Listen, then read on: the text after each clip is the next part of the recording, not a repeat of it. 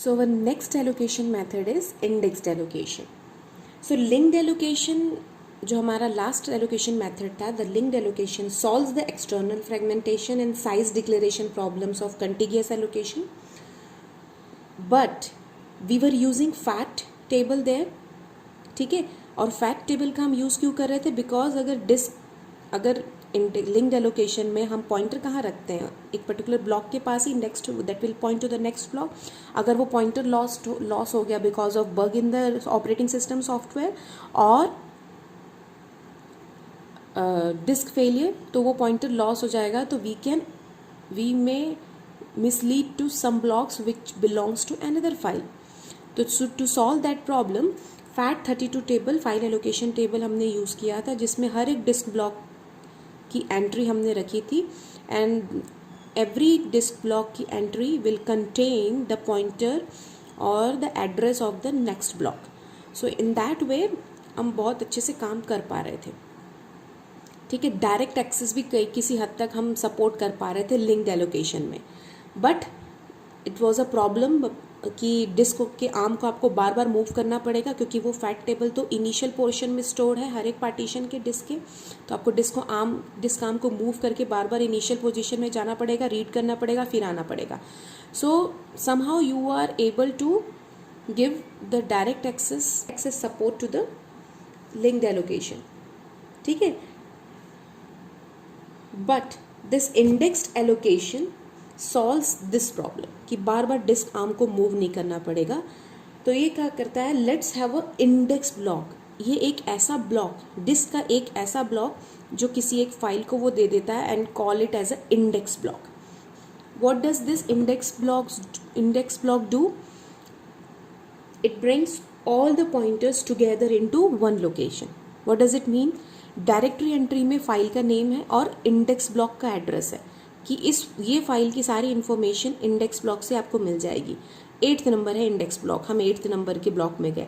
What does this 8th block that is called index block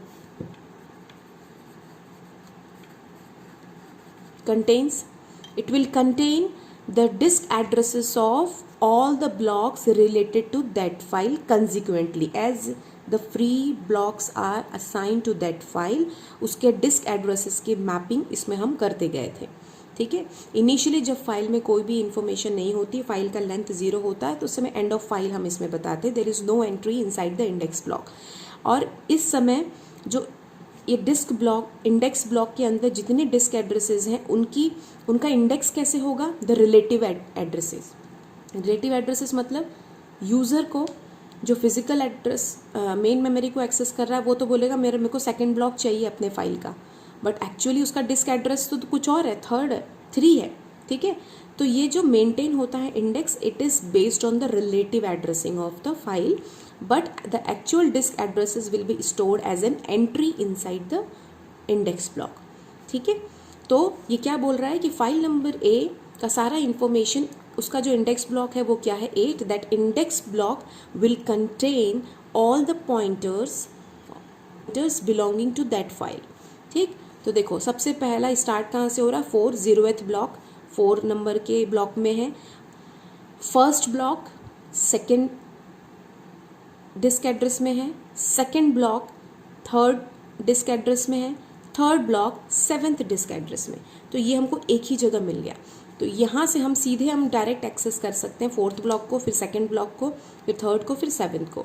so actually each file has its own index block which is an array of disk block addresses.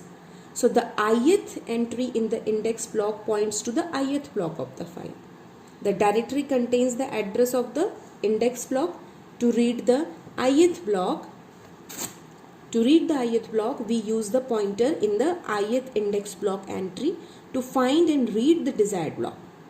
ठीक है, तो initially जब file create होगा तो मैंने क्या बोला? Index block are set to nil.